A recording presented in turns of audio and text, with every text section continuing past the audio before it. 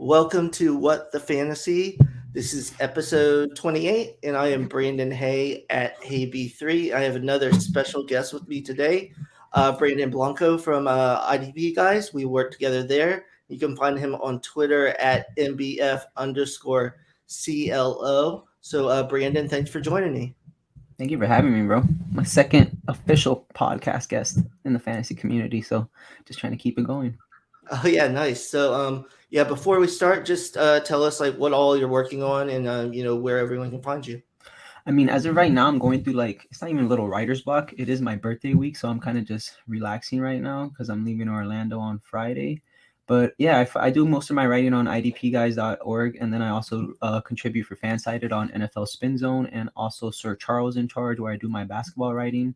But as of right now, I'm just kind of slowing it down right now for my writing. I'm not trying to just put out not pointless articles, but articles that people are going to forget about in 2-3 months. So yeah, just really that's where I do most of my writing, and I'll probably get back to it when I get back from Orlando, especially with the NBA playoffs. There's so many storylines. The NFL draft is literally the week after, so I'm kind of just saving it for that coming time. Definitely, yeah. You've been writing a lot of good articles, and been getting a lot of good views. Very engaging articles about the off season and everything. And I think that you've been doing really great work. So I just wanted to tell you that. Appreciate it, bro. And I'm trying to I'm not I feel like the type of writer I am, I'm trying to reach out to the average fantasy football person, because at the end of the day, I can name thousands of people that know more about fantasy, know more about numbers than me, but I'm not trying to reach out to them because I'm trying to learn from them. I'm trying to reach out to the small fish that literally just play fantasy for fantasy, and if I could help them win money, win their league, win bragging rights over family, like, bro, then I did my job. Just trying to help people. Yeah, definitely. I think that's the biggest thing with people in the community. Sometimes they don't see that part. Just we're not necessarily just looking at the experienced players, the players that maybe just take the whole off season off and then just start back up, so they don't hear all the NFL news. So I think that's like a really good point, of what you're trying to reach out to. And it's fantasy at the end of the day. Like, everybody is going to have their lane. Everybody's going to have those people that gravitate towards them. And if they don't, there's always room for you. It's fantasy at the end of the day. I could not, none of this could happen. Like, I said Jonathan Taylor was the RB1 last year, and that's just because Derrick Henry got hurt. It's fantasy at the end of the day, and people got to remember that. Definitely. So speaking of fantasy, so how long have you been playing fantasy, and who is your favorite NFL team? That's like questions we ask all of our guests. Favorite NFL team? I'm a Packers fan. Unfortunately, it's been kind of rough the past 2-3 years. Take Jordan Love instead of T. Higgins and Michael Pittman. That has done absolutely nothing. We lose Devontae this offseason. But, I have hope and I have faith. That's why my name is Chloe Rogers. In my podcast, for my own podcast, my intro, I say I'm the son of Aaron Rodgers. He's my favorite player ever. With him as the quarterback, I still have hope for the Packers. But it's kind of looking a little gloomy. The Bears are getting better. The Vikings have that offensive guru from the Rams. Kirk Cousins is going to go crazy. Justin Jefferson is going to go crazy this year. But playing fantasy, I've been playing fantasy probably since my sophomore year of high school. I'm 26 right now, turned 27 on Sunday. So a little over 10 years I've been playing fantasy football. But probably this past season was my first full year in the fantasy community and actually taking it seriously, because I graduated from FIU with a communications major. I want to enter the sports industry, but I was just trying to find my path. And what better path than fantasy? Because literally I live, breathe. I could do drafts every single day, no matter what. It's just fantasy is just fun to me. I always say it brings people together, and it really does. Yeah, definitely. So, yeah, I've been doing it for about a year. Also, started I think last February. Mm-hmm. So, it's same with my thinking. I love football, especially fantasy. I like talk about fantasy. So I figured why not like get paid a little bit for just putting my thoughts on paper and everything like that. Mm-hmm. Yeah. How long have you been playing Dynasty? I'm guessing you play Dynasty too. To be honest, my first time playing Dynasty was last year. I was in, if I'm not mistaken, I joined 3 leagues last year. 2 of them, I believe I finished in 3rd place. The other one, this is me just trying to draft. I tweet if anybody has any Dynasty leagues, because I'm trying to enter my first one. This guy, his Twitter name is Giants UK. He's been missing for like over a year now. He hit me up blah blah blah. Yeah, we're gonna have a league, 12 teams, this and that. So all of us are thinking, okay, this is cool, this and that. It's $50 buy-in, but since he's in Europe, I send him like 62, 63 because of obviously Euros. That team was disgusting. I had Jalen Hurts, Najee Harris, Dalvin Cook. Long story short, that was my first very dynasty league. I win the championship. He scammed us all because he owed a bunch of people money. Lesson learned. It is what it is. Use league safe from now on, but it's all good. I'm not even mad about the money. I'm just happy that I won my first dynasty league because I always it's not even being cocky. It's just like when it comes to fantasy, it's just like I don't know. I'm just good at it, even though like anybody could be good at fantasy. Same thing with fantasy basketball. Like I don't know, just fantasy is just it gravitates towards me. But yeah, that was my first official year in dynasty, and now I believe I'm in 11 dynasty leagues. Okay. So yeah, I'm kind of fully cracked out right now. Yeah, definitely. Well, that sucks for that. I've experienced that too. I actually experienced that with someone that like I considered a friend a few years ago, and then he just ghosted a bunch of us. I won the championship in that. He used to like hang out with us every weekend, and then he just like disappeared. So I know that sucks, but yeah, that's why I always use Lead Safe now. Let's just this wasn't necessarily on the show sheet, but since you're a Packers fan, what so do you think I just really kind of wonder what they're going to do. I'm guessing they're going to draft a couple of receivers. Do you think they're going to run the ball more, even though they have Aaron Rodgers? What do you think the Packers are going to kind of do going into the season? Or do you think it's just going to be just as usual and just Aaron Rodgers will make it work with whatever receivers they have? My team surprises me so much. I wouldn't even be surprised if we don't take any receivers because that's the Packer way. Don't get Aaron help, even though we signed him to this massive deal for a reason. I would not like Traylon Burks, Garrett Wilson, Chris Olave, Drake London, somebody, Chris Watson, Sky Moore, somebody is going to be there, and we need them because at the end of the day, even if they're a rookie, it's Aaron Rodgers. Aaron Rodgers has the LeBron effect, has that effect like a lot of superstar athletes have where they make those players better around them. So I'm really hoping and praying that we get one. I think Aaron Jones is going to have a big year. I don't think he's going to be running the ball as much as A.J. Dillon, but Aaron Jones is a phenomenal pass catcher. He's kind of underrated. I don't think he's up there with the Austin Ecklers, but he's right behind them. I wouldn't be surprised if he sees a career high in targets this year. And they're going to have to rely on him because he's literally the most seasoned guy out there on our team besides Alan Lazard, and he hasn't been able to show himself. But hopefully this is the year. That's a 6'5", 220 guy. So I really do have hope. As long as as I said when you introduced me, as long as number 12 is back there, I have full confidence in the Packers to even make the playoffs and then, probably choke, as we always do, in the divisional round or the NFC Championship game because that's just the Packer way. It's frustrating, but at the same time, I wouldn't want to be a fan of any other team. No, definitely. I have no ill will towards the Packers, but do you think Aaron, even though Aaron Rodgers has that one Super Bowl, do you think he's always going to be remembered as those for all those playoff, what he could have done, losing it when they've had those high seeds? I mean, as of now, that he is one of the. If I'm not, correct me if I'm wrong. When it comes to just the talent wise, I think him and Peyton are the best quarterbacks I've ever seen. But his Super Bowl win was 10 years ago, 11 years ago, because it was in 2011. Nobody remembers that. The Packers fans, of course, are going to remember that. I'm going to remember that, but nobody remembers that. They remember the 4 NFC championships you've gone since then.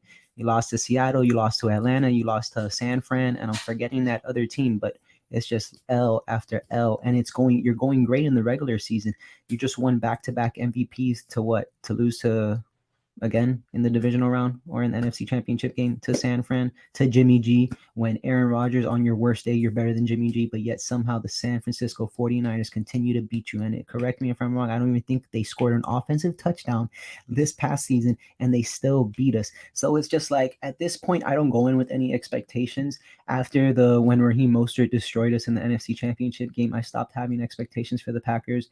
I just know we're going to be great in the regular season, and then come into the playoffs, something is going to go wrong just because it just goes wrong. We just have terrible luck. There's those teams out there that just have terrible luck year after year. Look at the Bills. Josh Allen couldn't even get a chance to score against Patrick Mahomes, and now look, they finally changed the playoff rule. But there's just those teams that have bad lucks, and the Green Bay Packers, they're one of those teams. They just have bad luck year after year. No matter what they do in the regular season, 13-3, 13-4, it doesn't matter. Boom. Come playoff time, something goes wrong. Guys not catching. Aaron Rodgers is not performing well, even though it's Aaron Rodgers. It makes no sense to me. That's why I just don't go with any expectations to not be disappointed.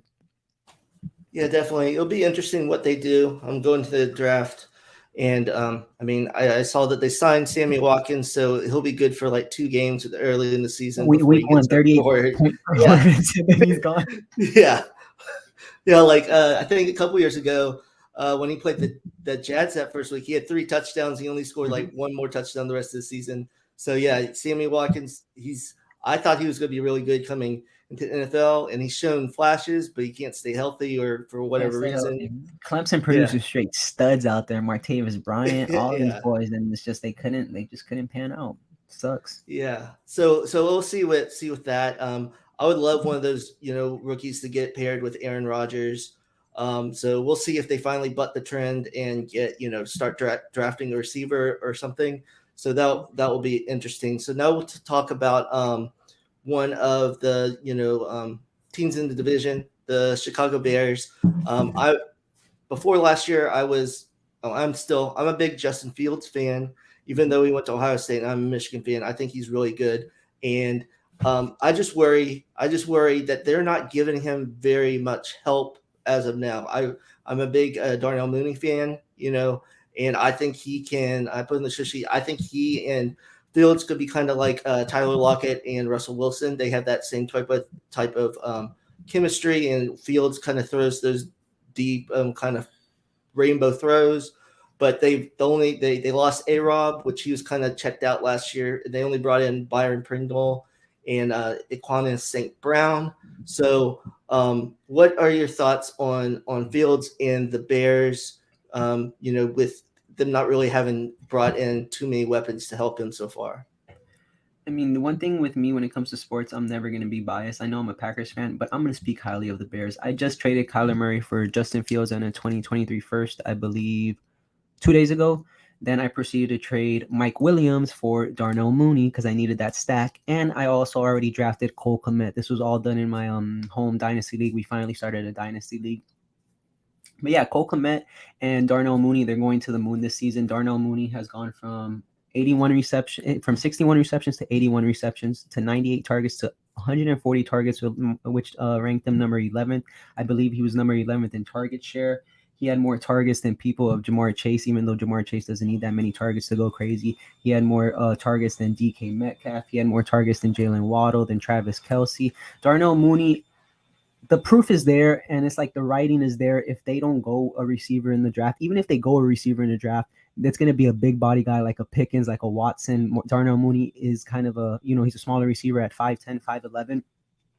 And the production's there. He's built that connection with Justin Fields. Even if they take a receiver, you think Fields is going to pick those guys over Darnell Mooney, who he spent a whole season with building that connection with. I have high hopes for Mooney. There's a reason I traded for him. There's a reason I traded for Justin Fields when you got Kyler Murray, who was the number one pick, who has proven himself to be a top 5 dynasty quarterback. I'm high on Fields, especially with that rushing side, especially being 6'3" compared to Kyler's 5'10". And then Cole Kmet. I think everybody saw that picture. It's Justin Fields standing next to Cole Kmet. He looks like the giant from Game of Thrones, if anyone's seen Game of Thrones. Cole Kmet to the moon this season. I can't wait for that Bears offense.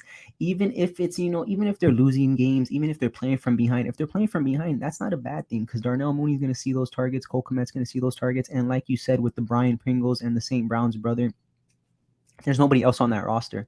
David Montgomery's there, Justin Fields, Cole Kmet, Darnell Mooney. Those are the playmakers. Those are the guys you need on the Bears offense. So yeah, am I going to say the Bears are going to win the division? Are they going to win 10 games, make the playoffs? I don't really know. Division out of question. But the playoffs, you never know. You don't know what Justin Fields is going to do. He might have the Lamar Jackson type of season, full first year starting. Boom. I'm not saying he's going to win MVP, but it was him and Trevor for the past 2 years in Ohio State and Clemson, and then Justin Fields all of a sudden starts dropping. He's that good. He's that lethal. I'm buying Justin Fields everywhere. No, I definitely agree. I would have liked them to get more of an offensive coach, but I'm hoping that they have a plan, offensively. And like you said, I hope Kmet. I think Kmet's definitely getting slept on a little bit, especially in the community. I think he could definitely be a back end tight end one, like probably like tight end 7 to 10 or something like that. Mm-hmm. And like you said, I think they don't have a first round pick because they traded that away, but they have a second, pick 39. I would love if George Pickens kind of, stayed around there and get him, because you're Mhm. right. They need that big body guy, and that would be perfect opposite Mooney. And then, with Pickens coming off that injury and not really producing a lot at Georgia, that would let him kind of just slowly get acclimated to the NFL and not have to be like the go-to guy. So I really like that too. And even if they waited, they could get another big-bodied receiver, maybe even third or fourth round, someone like Justin Ross that has a lot of potential, but has dealt with injuries too. So it'll be very interesting. But yeah, I hope they unleash Fields, let him be able to run the ball more, do some more read options. They got Montgomery. I'm a big Khalil Herbert fan too. I hope they keep him involved. I think they could have a good 1-2 punch with those running backs. He was very So, decent when Monty went out last year too. yeah, I think that both of those should be good. So yeah, I think people are kind of down on Fields, but I think he could surprise some people. And he had some moments last year. I think the Bears' offense with Nagy was just not not flowing and not very well, and they didn't use him to the best of his abilities. So yeah, I'm definitely hoping Fields can going forward, definitely stock up, and we'll kind of talk about the second year quarterbacks at the end of the show. But yeah, I definitely agree. Fields is very talented. He just needs to maybe get rid of the ball a little quicker sometimes. But he definitely has, that scrambling ability. He showed that in some games last year. I think he had over 400 rushing yards too. And it's like, if Jalen Hurts is getting that opportunity, I think Justin Fields could get that opportunity. He's a better thrower, probably just as good as a runner. And then looking at Cole Kmet, just on player profile, 8th in targets among tight ends, 11th in target share, air yards 9th, air yard share 11th. Like, this is the year. 0 touchdowns this past season. He's improved from 28 receptions to 60 receptions, 44 targets from his rookie year to all the way to 93 targets. He's built that connection. As we all know, those young quarterbacks always look at those tight ends as security blankets. So yeah, I'm really high on the Bears this year. Just fantasy wise, like, I just can't wait to see how they are. I really can't. Yeah, definitely. I think they should be improved on offense. And what you're saying about Komet, I could definitely see him being a red zone target. I could see him getting at least 5 to 6 touchdowns, which would definitely raise his value because, as you said, he's getting those targets. So next, we'll talk about an article that you published not too long ago about you're selling a high on recent free agent signings. So I just want to kind of talk about some of those. So first was Amari Cooper. So let me just get your thoughts on Amari Cooper and why you would want to sell high on him. I mean, the thing with Amari Cooper, I just, he's an Alabama product, so people are always going to be high on him. He sees over 100 targets every single year besides his third year in the NFL. But I just think he's somewhat hype. Like, you're a proven veteran and you just basically lost your wide receiver 1 spot to CeeDee Lamb. So you got shipped to Cleveland. Why I say sell high on Amari Cooper is because all of the Browns receivers combined don't even have as much as career receptions as Amari Cooper does. Deshaun Watson, he's going to have to be looking at Amari Cooper. Besides Amari Cooper, I would say Njoku and Harrison Bryant are going to be the guys to look at in Cleveland, but that's why I say sell high to Amari Cooper. And I think he's entered that tier of the Mike Evans and these high veteran receivers where I feel like you could add one of those guys and a pick, and you could go get one of those young guys. Go get a T. Higgins. Go get a Jalen Waddle. Go get one of these guys, because there's always going to be people in your dynasty leagues trying to win a championship every single year. I know a guy in one of my leagues, he doesn't have any picks till 2025. Because he's trying to win every single year. And there's always going to be guys like those. You could easily go get a first round pick for Mike Evans, for Amari Cooper, especially when Watson comes back. Even if Watson doesn't come back, he is the most experienced receiver on that Browns team. There's nobody else. And correct me if I'm wrong, do they even have any first round picks or any picks to even spend on a receiver this upcoming season? It's clear to see they put it all in on Deshaun Watson, and though the weapons they're around him, they released Jarvis Landry. So it's kind of like, it's wide receiver 1 Amari Cooper, and then Harrison Bryant, Njoku, Peoples-Jones, and I'm not even going to try to guess these other guys' names to not disrespect them. But yeah, that's why I'm saying sell high on Amari Cooper. There's those guys in your leagues that are trying to win right now, and he's the only proven receiver on that Browns roster. So it's kind of good to see. It's kind of good to, probably put it in that league chat, try to get a trade for him, maybe even a first round pick. Even if it's a first round pick, that 2023 draft, I'm not a Devi guy. I don't pay attention to college like that. But what I see from this what everybody tweets about is like 2023, that's the year. You need all the picks, get all the picks you can. So if you could trade a 27-year-old, about to be 20-year-old Amari Cooper, Why not? Yeah, I get like all those points.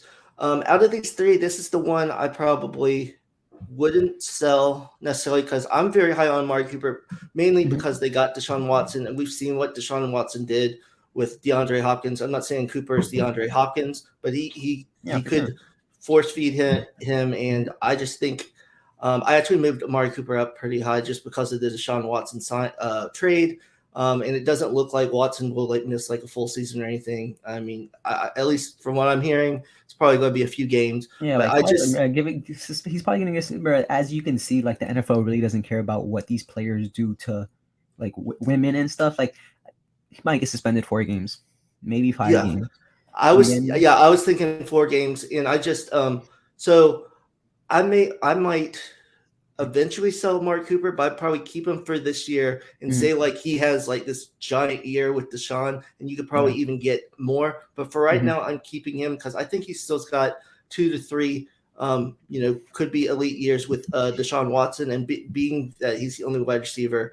I would actually keep him, but I get what you're saying and getting in those 2023 pick on top of that receiver. I get that too, especially if it's someone like Mike Evans plus that first. I could see that. But for Mhm. right now, in my opinion, I would just keep him because I could see Deshaun Watson like elevating. I mean, it's not out of the realm possibility that he could elevate Amari Cooper to a top 5 season, if he plays most of the season. Oh no, it's very possible. And if they don't Yeah. draft another, if it's very possible that Amari Cooper could be a wide receiver one this upcoming season, like it's right there. Like I said, there's nobody else on that roster unless they draft some guy and he goes crazy, which there's no Chase or Jefferson in this draft class. Amari Cooper, it's there. He could for sure produce. I just personally I never bought the hype, but he is that good. He's an Alabama product. Every single Alabama receiver has hit, and it's not like he's no scrub. It's just I feel like how good he was coming out of Alabama and where he got drafted and stuff, I feel like he could be even better. You get me?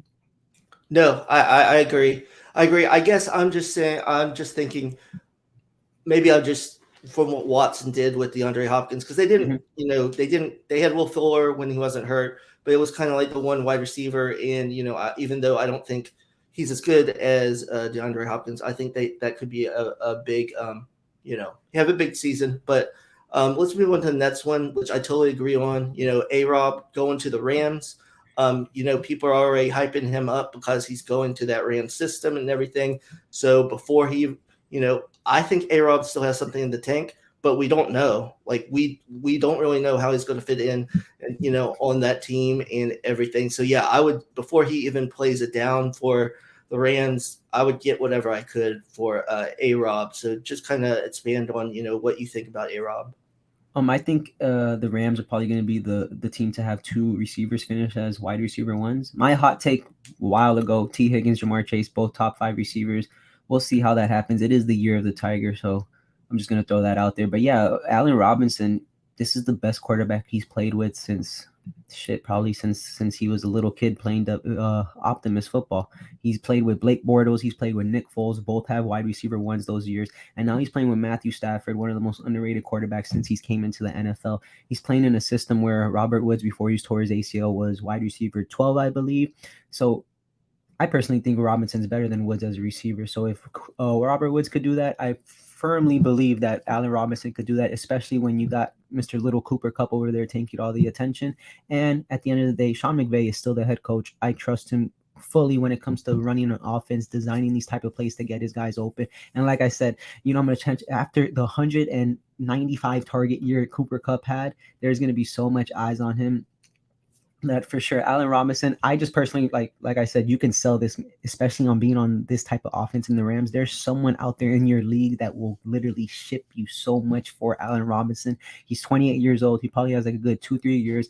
I feel like the Rams, the Cooper Cup and Allen Robinson combo is going to be the combo that like Matthew Stafford finishes his career with, in my opinion. So that's why I feel like you could, if you're trying to win and you're trying to become competitive in your dynasty leagues for 3-4 plus years, you should go trade for Allen Robinson. I think he's going to be around. He did sign a 3-year deal, and I don't think he's done it all. I think he just mentally checked out last year in Chicago. You see, there's a Twitter video that was streaming around for a while that he just upfield block. He just I'm not blocking. I'm good. You could go tackle my guy. I'm okay. He just checked out. It's not like he can't play or he's hurt. He just like, bro, You guys obviously don't want me here. You're not even passing me the ball. I'm better than Darnell Mooney. I'm better than everyone on this team. But so it's all good. So I'm gonna mentally check out. So I'm gonna finish as the wide receiver 80. Allen Robinson, he's gonna have a big bounce back this year. So, speaking of selling high, so what would you be looking for to ship out Allen Robinson? What would For you me, when be it comes to looking these for? when it comes to these not even old guys, because like shit, they're our age. But I'm gonna always try to find one of these young receivers. If I can ship out an Allen Robinson for a DJ Moore, I do not care that DJ Moore does not have a quarterback. He has the 5th most receiving yards since he came into the NFL with no quarterback. With the Cam Newton's great, but he's not that good of a quarterback. He has a noodle arm. He's always had a noodle arm. He's just a big body guy. But yeah, DJ Moore with the Kyle Allens and the PJ Walkers and Sam Darnold. Sam Darnold was the QB4 after a month, and DJ Moore was the wide receiver 4. DJ Moore is that lethal, and I feel like, especially with that situation going on, I have no idea who the quarterback is for the Panthers at the moment. So you can go make an Allen Robinson. It's listed. He has Matthew Stafford. He has this type of offense. It's not going anywhere. So you can for sure ship him out for a DJ Moore. That's what I would be trying to do. Or if I can't get one of these low key young guys like a Jalen Waddle and Elijah Moore, all these guys that are outside the wide receiver 1 tier in fantasy pros, I would try to go get them. And if not, I'll try to go get some first round picks for next year. Yeah, I definitely agree. I would even try to maybe get someone that's maybe not that good young. I'm trying to think of someone that you could get and then get a first on top of that. So, but I definitely agree on that. Going younger, and someone that's trying to win will probably do that as well. So I agree on that.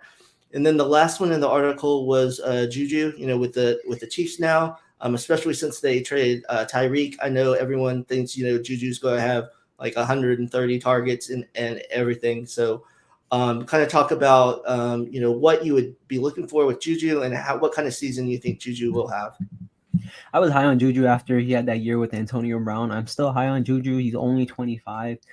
He was one of my favorite players, especially. I guess you could be somewhat biased. Like I drafted him that year in my just a regular redraft league, so I have high hopes for him. And McCole Hardman, that's a hype train. Anybody else that's on the Chiefs besides number 87 is a hype train. As you can see, every single year they don't do absolutely anything. So I'm not saying Juju's going to step into that Tyreek role, especially the Chiefs having 2 first-round picks. They're not the Packers. They're going to go get help for number 15. But Juju's still going to be the most experienced receiver there besides Travis Kelce. So I still think Juju is that wide receiver 1.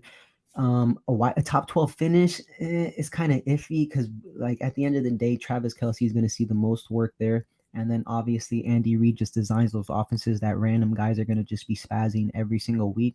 But Juju over 100 targets, I think it's likely. He's 100% healthy. He's not playing with Big Ben. He's not playing with Mitchell Trubisky. He's playing with arguably the best quarterback in the game right now, and probably going to go down as one of the best quarterbacks ever in Patrick Mahomes.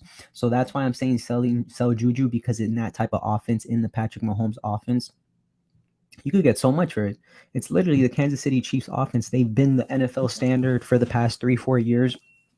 So that's why I would say sell Juju. But if you want to keep the same thing with Allen Robinson, if you're in a startup draft and you could get them at the 10th, 11th round, I got Allen Robinson in the 10th round. That's fine. But if you already have him on your roster, before any of this free agency stuff happened, if you did startups last year, try to sell them. You could easily get a first round pick for Juju. He's 25 years old. And there's always those guys. They're gullible and they're going to bite right away. They don't have patience. Patience is key to life, but a lot of dynasty managers don't have patience.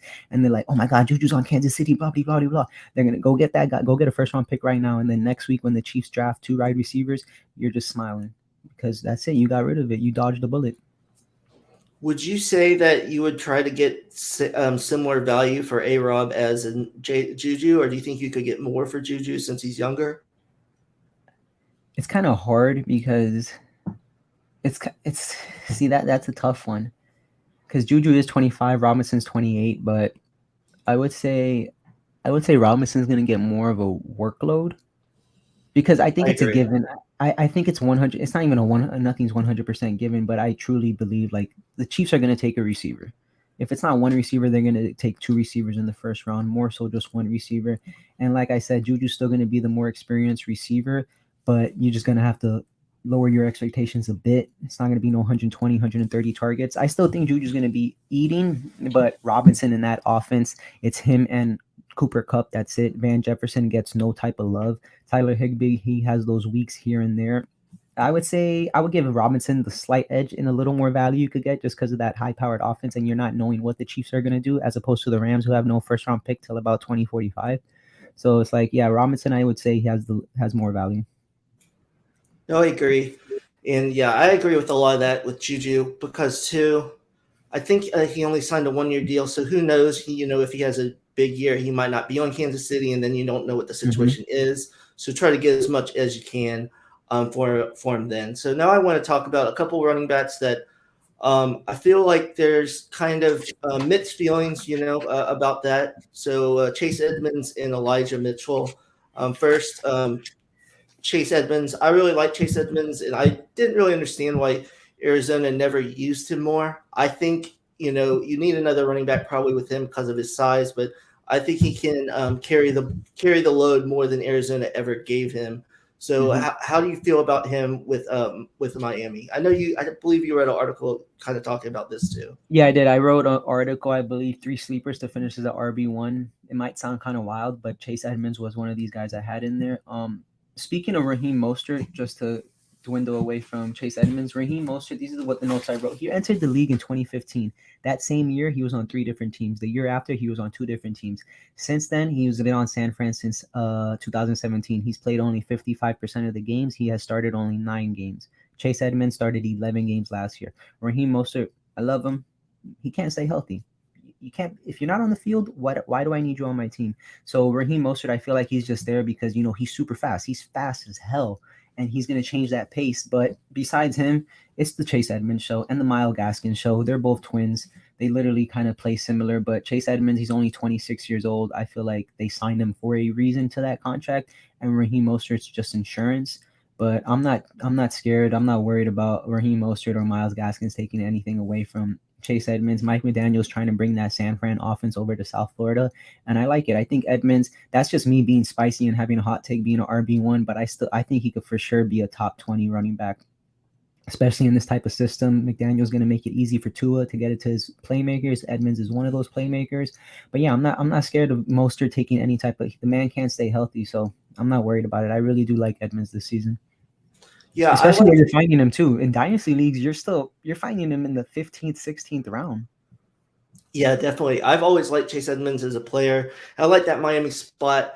There's a couple worries I have. Obviously, if they get another running back, I think Edmonds will still have a role, but obviously, that could limit his ceiling. And since they got Tyreek, so they have Tyreek and Waddle, so I have to imagine they're going to use some of those kind of like Debo type plays with the receivers. Sure. So that part kind of worries me with Edmonds because if they weren't there, that could be Edmonds' role too. So, it's kind of I'm a little uneasy about all those options because I don't know how they're all going to work together because they all kind of can be used similarly, in the offense.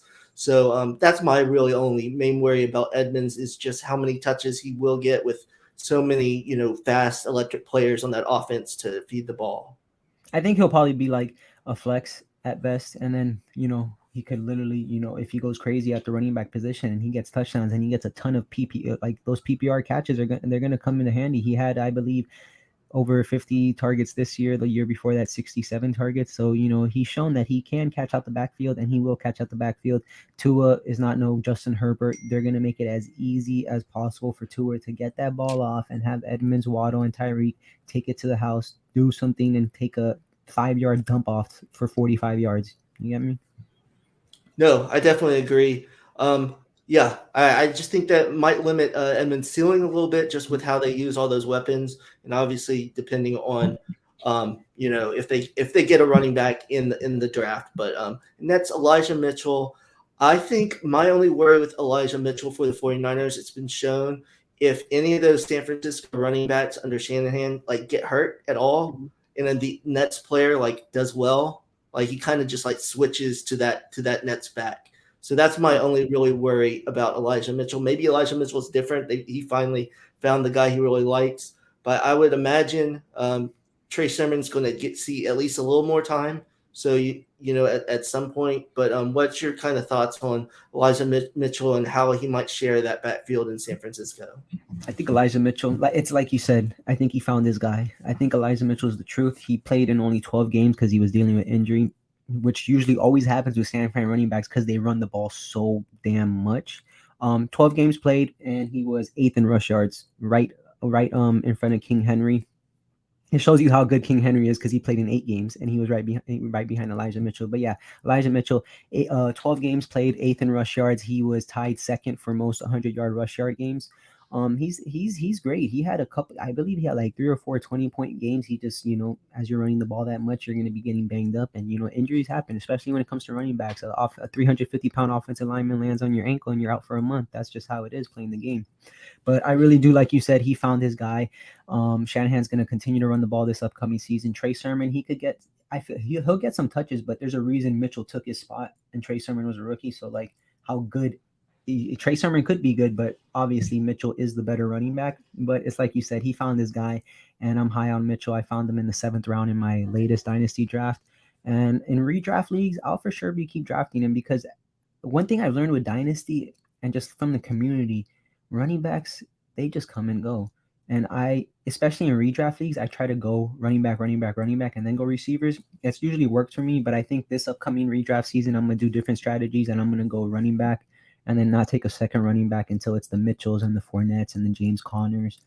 Just because there's so much value at receivers. There's so many receivers, and they're just getting better and better and better. But yeah, going to Mitchell, I think if I'm not mistaken, he was that other guy in the article. It was him, AJ Dillon, and Chase Edmonds in my running backs to finish as RB1. I really do think Mitchell has that potential. 12 games played, 8th in rushing yards. So imagine he played 5 more of those games. He would have been top 5 in rushing yards and in touchdowns as well. Yeah, I think the only thing that I would like to add with Elijah Mitchell is just, especially if they end up starting Trey Lance, take away maybe some of those rushing touchdowns, and they still have Jeff Wilson, and they really like to play him around the goal line. So that'd be the only thing that might limit him from being that running back one, just because if he doesn't, necessarily get all the touchdowns and they spread that out. But I do agree. He's looked the best, for the long stretch, because even you were talking about with Mostert, he had that good playoff run, but he couldn't stay healthy. So, with Mitchell playing those 12 games, that's the most in the Shanahan 49ers era, at least, where running back has been consistent. So, yeah, so I agree on that. So now we always have a fun type topic, so we'll get to that now. And how I even came up with this, I was looking at your Twitter page, and you said something about the movie Sonic. So this kind of is how I'm moving on because I'm putting my laptop to charge. But Sonic was, oh my God, Sonic was amazing. So that's what made me think of this. So our topic is our top 3 cartoon sidekicks. So we don't have to do it in any particular order. So I'll go with my first one, and then we can go back and forth. No problem. So my first one is Yoshi from Mario, especially in the video games. I loved with Yoshi. It added a total different thing to, where you could eat the fireballs and spit them back out. I just always loved Yoshi and Mario Kart, all of that. So he's really high on my list. I love Yoshi. So he's my first cartoon sidekick. Oh, we're going in order from number 1 to 3? No, you can just say whatever. Oh, order. okay. So one of the 3 that I have, I don't know if you watch anime. His name is Deku from My Hero Academia. So this guy. So basically, My Hero Academia, it's this Japanese anime, but it's like superheroes, but it's the story behind it. It's just like, anime gets so much more deeper and serious. Like the story behind My Hero Academia is just beautiful, and how like Deku is just like, in this world, everyone has a quirk, which basically means you're born with a power. Deku never had a power. So he meets this guy, All Might, who's the best hero, this and that. All Might's kind of like Deku. He didn't have a power, but he got this quirk from his mentor, which is called One for All, which is just like super strength, all this stuff. But Deku, basically, he's a kid, but he's growing up, and he's like sidekicks with he's like basically the sidekick of All Might until All Might just like gets older and he can't be a superhero anymore. But like the story that Deku's just progressing, and this is like a teenager, and he's the type of kid that he'll land on a grenade to save everyone. It's just like the story of everything, and it's just like, I guess because it's just Japanese anime, it's just so much emotional, and it's just like that show is just something else, man. Yeah, I've never seen that, but I can tell you really enjoy it and like really into it. So that's I cool. think that show has made me probably teared up like 2-3 times. Just it's just beautiful. It's just beautiful, like the way it's written, and it's superheroes, so it's the basics, but it's just like the story behind it is just so much deeper. Oh, definitely, definitely. So my second one is from Tiny Toons. For people who don't know, it's like Looney Tunes just with this, smaller characters or The whatever. kid, I the kid guess, versions, right? yeah, kid version, kind of like their proteges. So mine is Plucky Duck. It's Daffy Duck's protege or whatever. Hmm. I was good with Daffy Duck, but I like Tiny Toons a little bit better. I guess when I was younger, I like related since they were like kids, everything. The funny thing is that I like him because in real life I'm deathly afraid of all birds. So, but like cartoon birds, like I like Donald Duck too. But it's just weird, like real birds, they just like terrify me. So, but yeah, he's Birds one. are evil. Birds are I evil. know, I To know. this day, That's why. hey, I wouldn't be surprised if they're controlled by the government, like the pigeons. Like, I I'm know, not like I joking. tell people, like when they show like videos of like birds attacking people, I'm like, that's why I don't mess with them. Like people think they're all like cute and everything, but they'll attack There's you. these giant ass like geese that live like by the lakes in my house. In high school, like my friend would walk his husky, and husky's a big ass dog. Yo, these birds would try to run up on the dog and fight it, and it's like they just start making these noises. They're like, I've seen them bully one geese just because he was a different like shade of color. Like these like Yeah, birds are evil. they are. They are definitely evil. But anyway, back to Tiny Toons. I like him. He's kind of like funny, and he's like tries to get over on like other people, and then like kind of comes back to kind of like karma, kind of like kicks him in the ass and everything. And as a cartoon, I think it's funny. Like he tries to do something, then he'll get hit, and his like beak will get spun around, like cartoons do. Mhm. I like Plucky. So that's my second. Number two for me, someone that is dear and special to everyone's heart, Mr. Patrick Star.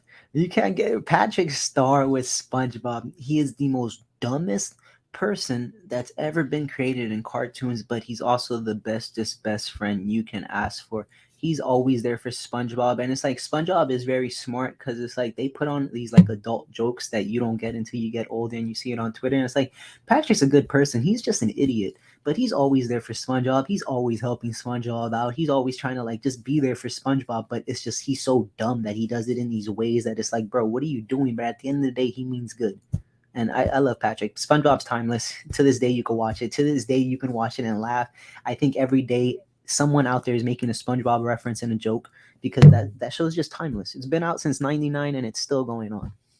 Yeah, definitely. I remember I have a brother that's 7 years younger. So when I was probably in high school, he was watching it all the time, and I would enjoy watching it, and it's funny. It's stupid, but it's funny and everything. So that's a definite great one.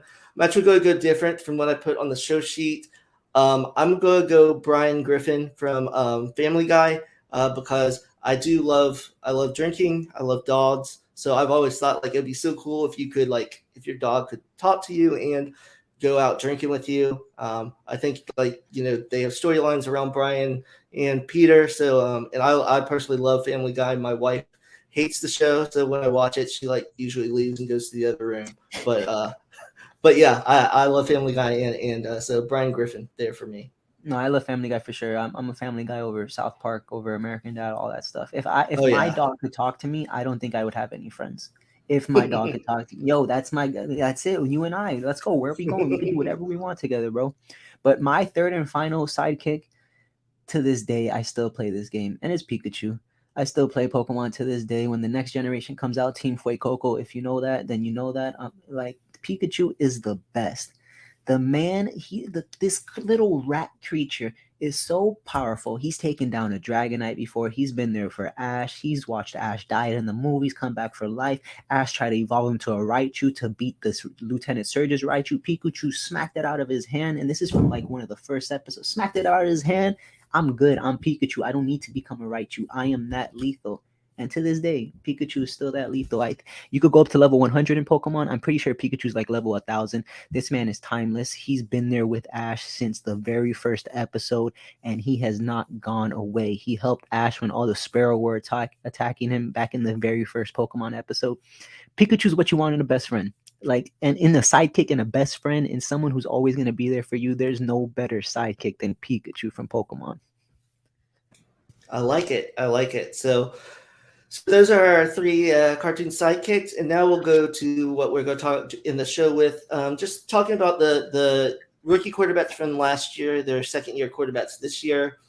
I think most of them probably disappointed in what we thought. We probably thought they were going to do too much last year. So First, I'll say, who do you think will have the best second year of those quarterbacks? Second year quarterbacks. I mean, one of the easy answers is Trey Lance if he ever gets on the field. Jimmy G's still on the roster, so I don't even know what to think about that. I drafted him in a startup in the first round, and I just forgot about it because I'm kind of worried that they're going to keep Jimmy G, or maybe they're just waiting to draft night. We never know. We'll see what happens next week. But the best, I would say, if everything pans out, Trevor. Mel Kiper's book has 4 quarterbacks. John Elway, where is he? The Hall of Fame. Peyton Manning, where is he? The Hall of Fame. If he's not in the Hall of Fame yet, he's going there.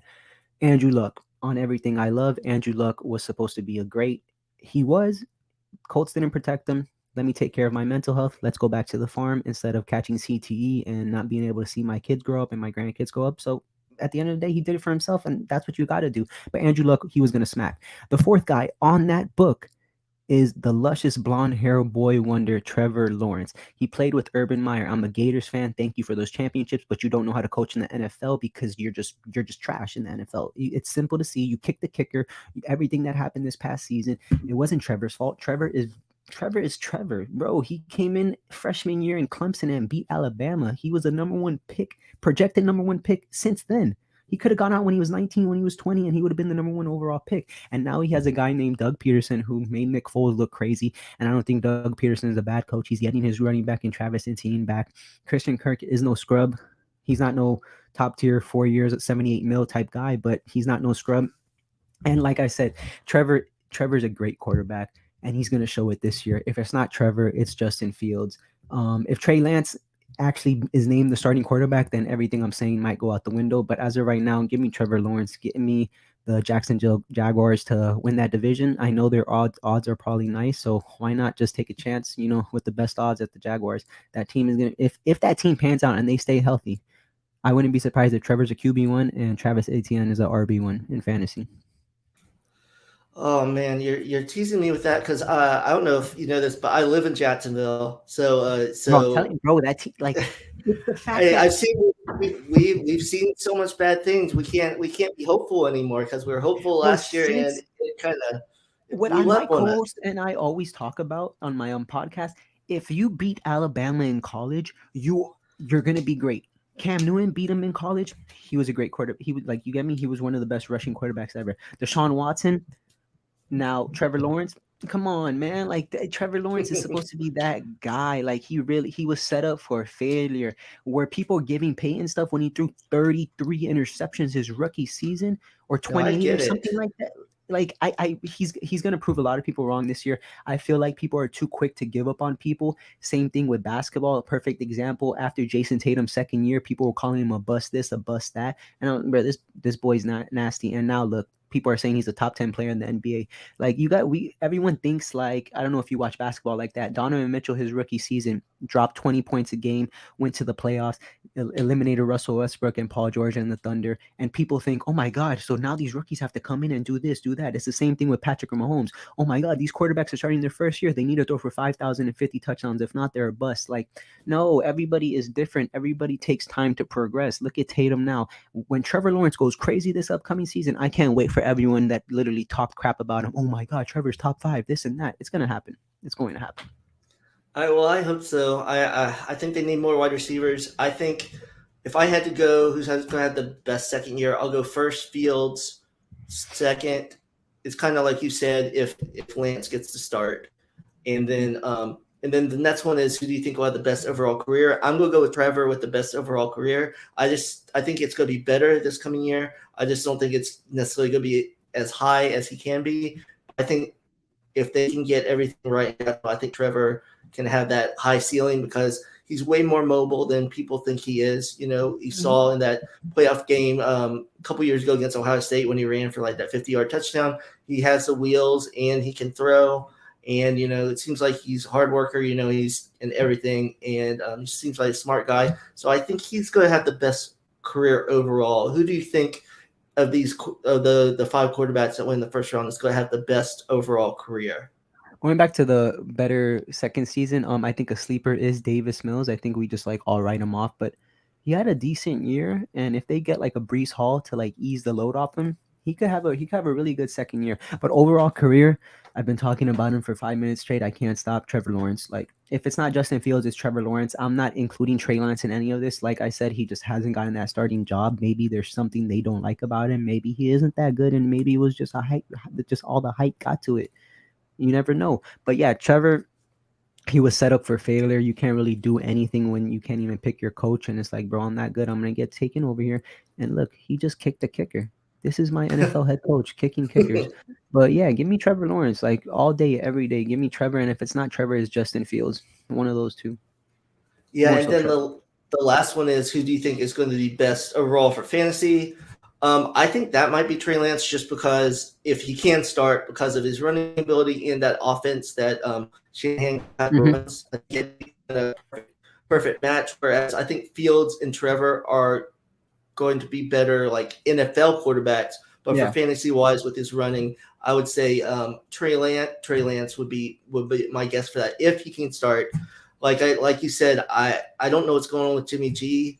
I'm gonna be in trouble in a couple of my dynasty leagues if Trey Lance doesn't start this year because I was kind of banking on it. I made some trades quarterback wise because I expected Trey Lance to kind of hop into that starting quarterback role. So I would think for all trading all that away and seeing Jimmy G in the playoffs kind of not being able to perform in that game against the Rams, I would think they would want to get Trey Lance in there.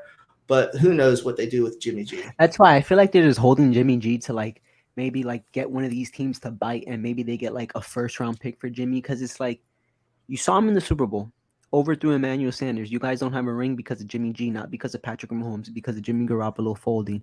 Then you see him this year in the NFC Championship game fold once again, and it's like after that I would have been like, if I was John Lynch, I'm like, okay, when we could trade people, he's gone. I would have shipped him straight to Carolina, straight to anywhere that could give me anything. Like, I don't even need a first-round pick. Just get him off my team. You took Trey Lance. You traded up to pick number 3 for a reason. So I feel like if you trade up that high, that guy should already be starting. That's just how I look at it. Yeah, I definitely agree. I agree with that. So, yeah, so that's talking about the second-year QBs. I will say I'm not a big Zach Wilson fan. But if I could see him, if he can get all the things together, if they can bring in another receiver to go with Elijah Moore, I could see him having, improvement. But I still would take him probably near the back. I think Matt Jones has the lowest ceiling. He's going to be what he is. A good quarterback. I'm not saying he's a system quarterback, but he's just a guy that can make the right throws, make those short throws, make those intermediate throws. And it's like you're with Bill Belichick. He's going to make it as easy as possible. And I just want to apologize to Zach Wilson because I completely forgot about him. I'm high on him. It's not like crazy high, but I think like the man got a cannon. He could run the ball. Elijah Moore, I'm high on him. And, if they trade for AJ Brown, all this drama, taking Tennessee out his bio, this and that, Zach Wilson has a cannon. I have high hopes for Zach Wilson. Maybe also because I put in an article he's going to be a QB1. But, I got to get spicy with this fantasy community. So when these hit, I could just come back and be like, hey, I told you guys. Hey, I like those takes. I had some spicy takes last year. One didn't work out. I said Terry McLaurin was going to be a top 5 wide receiver. That didn't work out. I said Kenny Gainwell was going to be a top 24 running back. I think he could have been if they would just give him the ball. But yeah, I like some of those spicy takes, and we'll have to get you on maybe closer to the season to give I don't some think more of the those Eagles' spicy backfield takes. is bad. I just think Jalen Hurts is there, so it's like they can't really they can't show their full potential. But yeah, spicy takes. I love spicy. I'll for sure be back here to talk about spicy takes. I already got a couple. I already have them all in my notes ready to go. Okay, yeah, that sounds great. So that'll do it for the show this week. Thank you, Brandon, for coming on, and tell people again where they can find you. As always, I'm on Twitter and Instagram, MBF_Clo. And then as well, idpguys.org and Fansided for NFL Zone and Sir Charles in Charge. That's where my writing is all the time. MBF_podcast is my own podcast. Usually go live on Tuesdays. So check me out later today. But yeah, other than that, be safe, guys, as always. Yeah, so thanks again. And just a little, preview next Wednesday before the draft. We'll be doing some draft talk. I don't necessarily know who's going to be on here with me, but we'll talk about that, to probably talk about some of the mocks that we've done for the show. And so catch us next week, and thanks for tuning in.